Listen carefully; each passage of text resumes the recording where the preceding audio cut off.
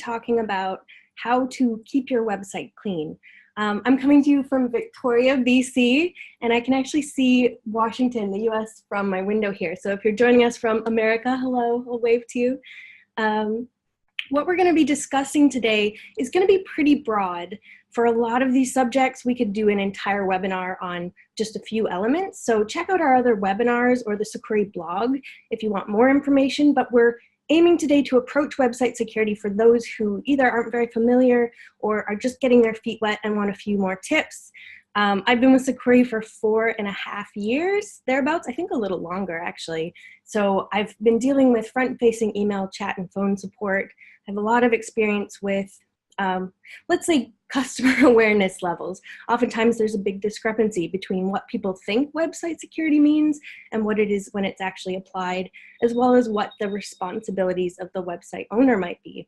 We're going to discuss what website security is and how to approach the subject when making a plan for your own site. We're going to talk about the various access points that most websites have, simple ways to approach website security. Excuse me, these are free, easy to use, pretty easy to set up. They're elements that everyone can apply to elevate their website security in very simple ways. We're also going to discuss some intermediate ways to approach website security, and though I love the technical elements and I don't want to disappoint anyone here, we're not going to get into how to apply too many things to your code because not all of these elements are going to be usable with all websites. Every website is a little unique, and I don't want to arm you with information and have you go off and end up getting 403 errors on your site or something based on a code change. So do check out our other content if you're interested in how to secure your code further, but today we're going to talk pretty broadly about the security subject. We're also going to discuss a few ways to increase your general security online. The web is an environment, every user is a part of that, and if you can elevate your own personal security when you're accessing the internet, that's going to help to reduce your risk and reduce the spread of infection and the general security of that website environment. So, why is website security important? You're here, so you probably know that it's at least interesting to you. In 2018, WordPress sites comprise roughly 1/3 of the internet. They've been holding steady on that point for a number of years. But also in 2018, 90% of the many, many thousands of sites that Sucuri cleaned were WordPress sites. A lot of CMS options, content management system like WordPress options, are very user-friendly. They provide a user interface that allows users to easily set up and manage a lot of content, but that means there's a lot going on the back end that people don't see or don't interact with in their daily interactions with their website. It's also important to note that only 11% in 2018 of sites that were infected were flagged by blacklisting agencies. So just because your site looks safe, it doesn't necessarily mean that it is. And we like to avoid fear here at Sucuri whenever possible, but it is important to not rely on other companies to tell you when your site is safe. It's also important just to touch on the point that malware is on the rise, malware distribution. It's sort of an arms race as security elements get more intricate.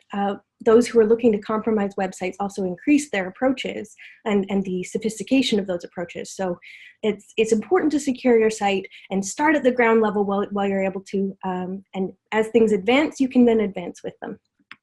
So what is website security? Again, we could do a number of presentations on any couple of these points, but we're going to be pretty broad here. Website security is applied very functionally to your site content via restrictions, either permissions or access code or htaccess code restrictions, things like that. It's also environmental. It relates to the security of the devices and panels that are connected to your website, for instance, your home computer or your hosting server. It's tangential in the sense that it's related as well to the security of things that can access those panels. Like if you have WordPress or any other CMS, you probably have password recovery options. So we need to consider securing things like email accounts. It's also flexible, and I don't want to tell you that failing to secure your website won't cause any problems for you, it is very important to take some of these things into account. But there's sort of a Venn diagram to be imagined where website security, your interest in applying that to your site, maybe you have a blog and it doesn't really matter to you if you're hacked, and the amount of time you have to dedicate to that comes together in the center to form what website security will mean for your own website. It's also active. We at Sucuri know this more than anyone, maybe. It's a matter of being aware of what you're clicking on, how safe you're being when you're sending information, just considering every action that you're taking in the lens of security to ensure that you're taking as few risks as possible. So, can't I just buy a service? I wanted to approach this subject because when I started with Sucuri, while we were growing, my team was the team that handled a lot of those very difficult conversations. Someone pays a lot of money in some cases, or you know, whatever their approach to the finances are, for website security and thinks that their site is just going to be safe.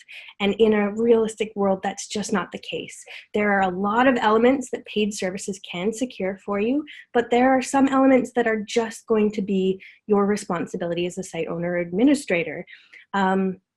There is room still, though, for a discussion about paid services in this conversation, and website security paid services might be for you if you don't have a lot of time to dedicate to the matter, but it's still very important to you. That's going to elevate where you have to start taking responsibility for your own site. It might also be for you if brand reputation management is very, very important. If you're a company that sells security services or really sells anything online and can't stand to have, say, your users' information compromised, a paid service is really going to help to both elevate where you start from and give you assistance quickly and simply if anything does happen. A paid service might also be something to consider if you're just starting with the subject. If it's important to you and you want a company behind you that's going to be able to have conversations about your site and what security needs to mean for you and give you tips and support along the way. So with that being said, we're going to approach the subject assuming you haven't purchased a service. Most websites have multiple points of access that we need to consider. The CMS panel is one of them. Content Management System, like WP Admin. We need to also consider access securing through the hosting account, the control panel, if you have that set up. We need to manage connections like FTP, SFTP, or SSH accounts and usage. We also need to consider that access via the internet publicly might be a concern. So if I have a very secure site from the perspective of my content management panel, but there are some elements in the back end that I don't know about or haven't taken the time to secure, that might also be exploitable. In addition to these points of access, we also need to consider the ways that those elements can be potentially accessed. For instance, email. For password recovery purposes, we need to secure our accounts and use strong passwords on those panels. Your computer device and the security there. It's not, these are, again, tangential, but if my computer is infected and I'm working on website files, there is a potential for malware to spread between even platforms. We need to consider the browser used on your computer device. This isn't going to secure your website content, but it's going to ensure that your environments are kept safe. We also need to look at the way data is being sent. That's something that not a lot of people consider very often. Encryption is important when you're sending logins or passwords, and just generally for your users, if anyone's using your site in an unencrypted fashion, you want to apply something to fix that. So we'll discuss that. The security of the server on which your content is stored is also important, and most often your hosting company is going to take care of this for you, but it's worthwhile to note that a conversation might be in order just so you can understand what they're applying and what your responsibilities are from their perspective. The number one cause of hacked sites compromises is a lack of updates. When security releases are provided, those are analyzed by people looking to compromise websites, and they can find the security holes and then target your site. So updating is important, but it's not only important to update your CMS, your WordPress version. We also need to consider updating plugins themes, extensions, and any server-side platforms and security. It might sound a little simplistic, but often people neglect, don't even know what's in place. So making note of those and ensuring that everything's updated every month or a couple months, whatever's appropriate for your site, is a good idea. It's also worth noting that even if your site is updated, there may be elements, as we discussed, in the back end that you're not aware of or not using often that are potential risks. So keeping a clean site environment and monitoring access is going to be very important. We want to avoid pirated plugins and themes. Anything you install on your website needs to be from a reputable source. It's also possible to connect with malicious or ad networks serving malicious content. So you want to be careful of those as well. Remove content that isn't in use. Quite often, every day, many times a day, we connect to websites to clean things up, and there's a lot of files there that aren't active on the website at all. It's also more likely, if something is not in use on your site, that you won't think to update it or manage security for it. So in the hosting environment, the only things we want to have there is what needs to be active to make the site function in the way that it's currently running. Everything else can be backed up. You can still keep your files, but it doesn't need to be in that hosting environment where it can be accessed publicly. Limit, monitor, and audit access regularly. If you have FTP accounts out for 8 people, but only 2 of them need to be using those accounts this month or this year, remove the other points of access. Every individual that has access to your site is also going to pose a potential security risk. Not that they're going to be irresponsible necessarily, but there's really no reason to have access available to people who don't need to use it in the moment or in the week, whatever time frame it is that you're working with. Use two-factor authentication wherever possible. I'm a big proponent of two-factor authentication.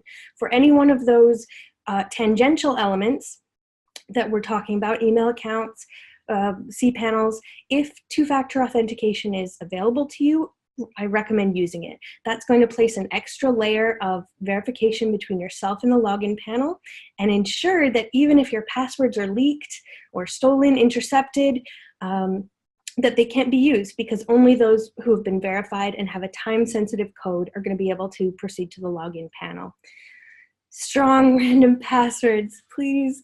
I love our client base, but this is one point that I have seen probably more than any other in the course of the day at Sucuri. Passwords should be strong. I use 16-character passwords, but anywhere from 9 to 12 characters would probably do the trick. We also want to vary the characters that we're using, letters, numbers, and special characters. It's also important to note that if at all possible, you should not be using words within your passwords. The more randomized, the better. It's also ideal to use different passwords for every single panel, and that's where a discussion about password managers comes into place. Maybe you're using one, you're already on board, but a password manager is sort of a vault in which you can keep all of your passwords and access it through only one password. So there's not a lot to remember, but it's going to allow you to use strong random passwords for everything without having to remember them all. Password managers are also going to be helpful in allowing you to share passwords securely, revoke access securely, update passwords with just a few clicks, and autofill pages that you need those passwords on if you want to use that. One security plugin, please. When I was working before Sucuri with a company that dealt with computer malware, quite often we would log into someone's computer, they would purchase our service and think that they were safe, but get infected. And then of course we're to blame, we have to figure it out. And when we connected, you find that they have not one, but maybe 2 or 3 or 4 antivirus programs with active protection. And website security plugins are going to be a similar subject there. If there are multiple elements vying for control of who's getting access, they can render each other useless. So one security plugin, if you're going to use that option, is going to help to keep your site safe. Multiple plugins will not keep your site safer. Non-standard usernames, another one we see quite often at Sucuri. Admin is probably not your best choice. Use something relevant to you that's going to be difficult to guess. Applying an SSL is also something that's really important and free. Let's Encrypt is something we use at Sucuri. You can get a free SSL for your website, and that's not going to protect your files, but it's going to ensure that any data transferred to and from your website, like email addresses, contact details, are secured for your users. The other completely free and very approachable thing that you can do for your website security is have a plan B. I am all too familiar with the level of surprise and stress that comes with being compromised, dealing with customers who are in that situation many times. And most people don't anticipate that not only is a website hack going to be frustrating for for you in dealing with the hack, there's also a lot of other fallout to consider. Your users might have complaints. They might want to know what you're going to do to secure the site. There might be frustration if login information or forbid credit card details have been stolen. So it's important to consider in advance with a clear head what your plan will be. And then if there's even a hint of a security concern, you can take the necessary steps to secure your site and ensure that everything's okay in as stress-free an environment as possible. We want to consider all the points of access that your particular website has. We want to list individuals who have access, how you're going to update all the passwords. When your site is compromised, it's very important to do that. We at Sucuri would do that after the cleanup, but if you're dealing with things on your own, you want to update passwords as soon as possible. How updated passwords are going to be sent to anyone who's working with you securely. If you have someone who's available to help with the compromise, getting the information over to them safely on encrypted channels is going to be something to think about. Backups are always a good idea. A website backup might not save your site in this situation, but sometimes if malicious code is injected and you have a backup, you can just revert to the state before the hack and your site may be okay. On the subject of backups, I recommend keeping them off the hosting server if at all possible. That's going to ensure that you have a redundancy. If the hosting server is impacted or maybe the hosting server is unavailable, you're going to have the backup somewhere else. If you have to keep backups on the hosting server, it's important to keep them in a directory that is not obviously a backup because those are often targeted and exploited. Keep it outside of your root directory in a folder that you've named uniquely, maybe not just backups. If you can't revert the site to a backup to fix things, what will you do? What are your resources? Is that the point where you'll contract a paid service? Are there any other resources available to you who you can reach out to for help with that? I, at this point, want to also recommend our other webinars. We have quite a few on how to deal with hacks. So check those out in advance, if at all possible, and know what your course of action is going to be there. So those are the very simple ways. Everyone can and should be doing those elements. We'll also discuss some intermediate options here. I don't want to give anyone information that's going to harm their site. So if you consider applying these, and I really do encourage that everyone at least try them out, it's really valuable to apply, but please be sure that you're applying them to files that are backed up so you can revert if a change causes an issue for your site. And also make a note of the changes that you've made just so you know what to reverse if something goes wrong. We can consider disallowing PHP execution via htaccess or permissions. Quite often malware is executable, a PHP file. Disallow file editing in wp-config through htaccess. That is not a file that the public would need to be editing from a public vantage point. The Sucuri plugin is also going to do some of these things for you. It's completely free. It's available in the WordPress repository. So consider checking that out if you want to do some hardening to your files in this way, but don't really want to toy around with them. IP-based limitations are also incredibly useful. If, for instance, you contact your internet service provider and get the range of IPs that you're working from, you can lock down access to certain directories or pages based on just those IPs. If they change, obviously you'll need to update them, but that means that if your password is leaked, nobody's going to be able to access those pages, even if they have all the right information, if they're not coming to the page from an IP in that list. I also recommend limiting access to WP includes, images, and uploads folders. Quite often permissions are not what they should be on those areas, so check them out if you can. Restricting upload capabilities. I know from Sucuri's perspective, sometimes this can be a bit of a hassle. We don't accept uploads in any of our support channels. Why? Because malware can be uploaded and shared in that way, either intentionally or unintentionally. Sometimes the files that you're sharing might have malware on them and you may not be aware of that. Uploading is also not typically necessary for most websites. If you're going to allow uploads, consider allowing only the uploads that you might need, the file types that you might need. It's also, if you're going to allow uploads, consider encouraging people to use a link sharing service. You can often share any type of document through like Google Drive or an image sharing service without the need to actually get files. It's going to reduce risk for you. Avoid renaming extensions to void your security protocols. This is something that came up when I was talking with our remediation supervisor in advance of this presentation.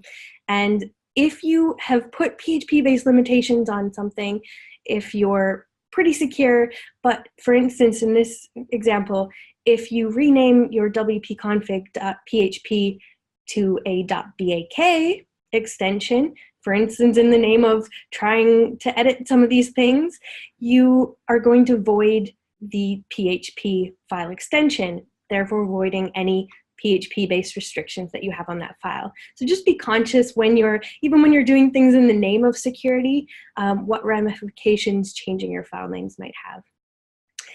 I also we'll go back again to the very general to discuss internet security as a whole. Everyone can and should be doing these things. They're easy to apply, so I would encourage you to try them out. Script blockers used every single day at Sucuri. We joke that script blockers save lives. When you access a web page, a lot of content is loading. A script blocker is going to allow you to manage what you allow to run, essentially. So it's going to tell you, well, these are the scripts that are running. Do you want to allow them? And you can choose, if you so wish. A script blocker is going to be a little bit, not difficult, but for the first little while, you might notice that web pages aren't loading and have to think, why, and the script blocker might be the cause, but you can then choose to allow those scripts to have everything load correctly. Antivirus programs with active protection on all devices, just one on each device. Active protection is going to ensure that if you do click a link or a malicious site and something is attempted to download to your computer, it's going to block that for you. Two-factor authentication and password managers we already talked to. These are valuable for every account. Email accounts, whatever your social media accounts, if at all possible. Both of these elements are going to just be generally helpful online. Be aware of social engineering and phishing risks. This is something we at Sucuri are very aware of. If you links, downloads, it's important to be aware of what you're clicking on and ensure that it's from a trusted source. There are options online that are going to let you scan URLs, scan files to ensure that they're safe. I would recommend doing that before you click on anything from a source that you're not already trusting. It's also important to note that things like bank accounts, never enter your login information online via a solicited email without verifying that the organization you're connecting to has actually sent you that email. Discuss your security requirements. If you have all of these great things in place and you yourself are very secure, your site is very secure, but you're working with others who may not be aware of those requirements, those are points of potential risk. Having conversations with other people who are connected with your site or who might be working with your files is just going to ensure that everyone's on the same page. Send info securely. We've already touched on this a bit, but sending anything over non-encrypted channels is going to be a risk. You can do it. You might be fine, but you might not. So why take the chance? And if you're ever unsure, ask. Come to Sucuri.net. We'd love to chat with you about questions. Any good company that you're going to connect with online is going to be interested in having conversations with you to elevate your own awareness of security, because that's in the best interest of everyone. The more I can help to educate our customers about what their responsibilities or needs might be, the easier it is for them, and then the less support we have to provide, which we never mind providing, by the way. So ask your questions to our team, to your hosting provider, anyone who's available to you, and we have an opportunity now to answer questions if you have any. Mickey? Yeah, great job. Great job. Okay, we have time for just a few, so let's start here. My site uses managed hosting. Do I still need to be concerned about security? The answer there is, well, yes, you do. Managed hosting, like one of Sucuri's or another paid service, is just going to elevate the point from which you need to take over. But security is still something to consider, especially when we're dealing with passwords, securing those tangential accounts. But each managed hosting provider might be a little bit different. So you're going to want to just have a conversation with them about what your responsibilities are and what they recommend. Okay, sounds good. Let's see. Also, we have, can you speak to reasons why a site might be a target? We get this all the time. I blame CSI. A lot of people get hacked and think that they have been targeted personally for some specific reason. It is possible, actually, for your site to be targeted. If you're a large corporation, you may be a direct target for some reason. If you're a company that has very specific views that other organizations don't, or groups don't agree with, it is possible for you to be targeted directly. But in 99, I can't give you a figure because I don't know the exact number, but in the majority of cases, sites are targeted because they're vulnerable. It's not about you. You could be a blogger, you could be a bank. If you have the same vulnerabilities, you're in the same pool of risk, unfortunately. So just try and keep your site safe and you'll be a lot better off online. Sweet. Okay, I like that answer. Also, we have, well, this one had Stephanie name to it. How would you recommend we send credentials to people who need access to our sites? For example, like web developers. Again, password managers are going to let you do this typically. LastPass is a really popular one that I know has this option. You can, any login info that you have set there, you can usually click on that and choose the option to share the information with a specific email recipient. There's some question about how secure the password is because LastPass sometimes I think does include that, but it's going to be a lot safer than sending things directly through email or text. You can also use encrypted text services, actually. A lot of them provide that option, but I don't want to get too dicey there. It's important to consider the politics of those services as well. Like WhatsApp is encrypted, but is also connected with Facebook, and there's some concern there. So I recommend using the password option or password manager option if that's available to you at all. And like LastPass, you said, or? Yeah, I don't want to, there's a lot of them out there, and choose one that works for you. Most of them are free or very inexpensive for a yearly period. LastPass is just quite popular. So it's, yeah, start there. You can check others out if you don't like the features. Yeah, I like that one. Okay, and finally, let's do this one. I don't have time. Do you have any recommendations for a good firewall plugin? Ooh. If you're starting with no security on your site, a firewall plugin will probably put you in a better place than something else. But the difference between a web application firewall and a firewall plugin is pretty large. In my personal experience, a lot of those firewall plugins rely on using the word firewall to sort of maybe make it seem like it is the same thing as a web application firewall, and it is not.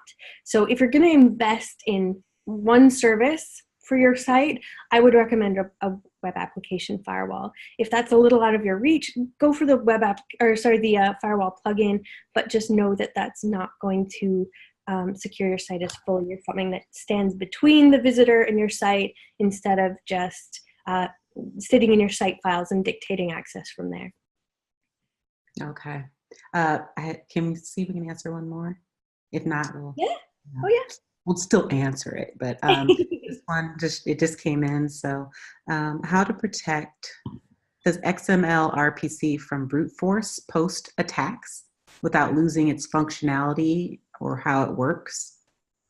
This is something we might actually, I'll need to look into this for you. Yeah, We might have content on that, but again, in this webinar, I don't want to make any recommendations for site code just because your site might be the anomaly where our general recommendations would not apply or would break something. So I'd love to get that answer to you afterwards here, just so we can ensure that all of the considerations are covered.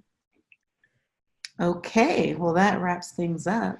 That's the amount of questions we can kind of get to. We appreciate everybody for attending. And Jen, thank you for this was your second webinar, right? Yeah. I think so. So thanks again for taking time out of your day. We look forward to seeing everyone next month. We have our webinar that's June 18th, I believe, and it's on what are the most common types of hacks. So hope to see you all there, and have a good day. Thank you, everyone. Thanks, Nikki.